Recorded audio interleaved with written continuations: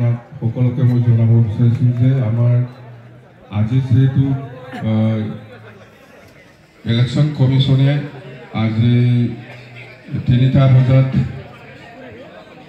অসমৰ নিৰ্বাচনটো কেতিয়া হ'ব সেইটো ডিক্লেয়াৰ দিব।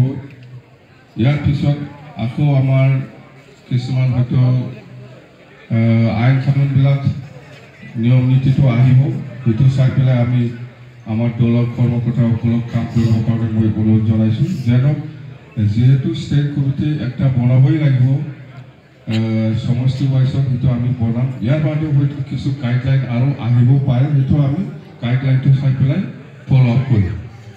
3টা বজাত আজি ডিক্লেয়াৰ দিব, অসমৰ ইলেকশ্যনটো কেতিয়া পৰিব সেইটো আমি চাই পেলাই কামটো কৰি যাম। তো BPF দল হিচাপে 5টা সমষ্টিত লোকসভা সমষ্টিত আমি খেলিম, এইটো ফাইনেল হৈ গ'ল। একটাটো হ'ল কোকৰাঝাৰ, দৰং ওদালগুৰি, ইয়াৰ পিছত তেজপুৰ, গুৱাহাটী আৰু বৰপেটা, 5টা সমষ্টি ফাইনেল। তো আজি আমি ইয়াৰ ভিতৰতে 2টা সমষ্টিৰ কেণ্ডিডেটটো মই ডিক্লেয়াৰ দিব বিচাৰিছোঁ। প্ৰথমত কোকৰাঝাৰ লোকসভা সমষ্টিৰ পৰা আমি বাছি লৈছোঁ আমাৰ আগৰে ডেপুটি চিফ কাপা Borgohain.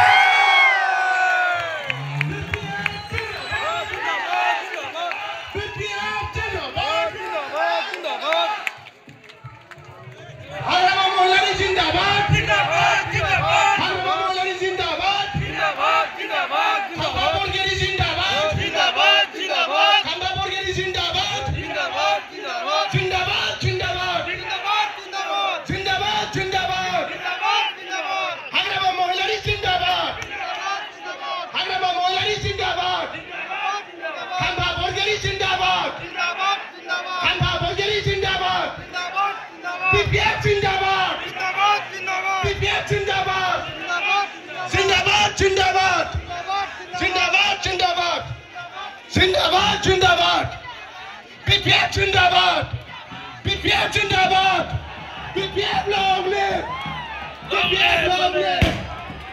Kamba Borgeri Zindabad, Kamba Borgeri Zindabad, Kamba Borgeri Zindabad, Agraba Mollari Zindabad, Agraba Mollari Zindabad, BPF Zindabad, BPF Zindabad, BPF Zindabad.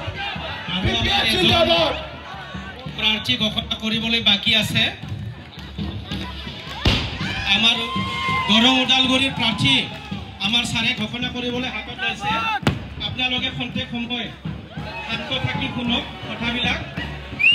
Darrang ওদালগুৰিৰ প্ৰাৰ্থী ঘোষণা কৰিবলৈ গৈ আছে আমাৰ সন্মানীয় সভাপতি মহোদয়ে।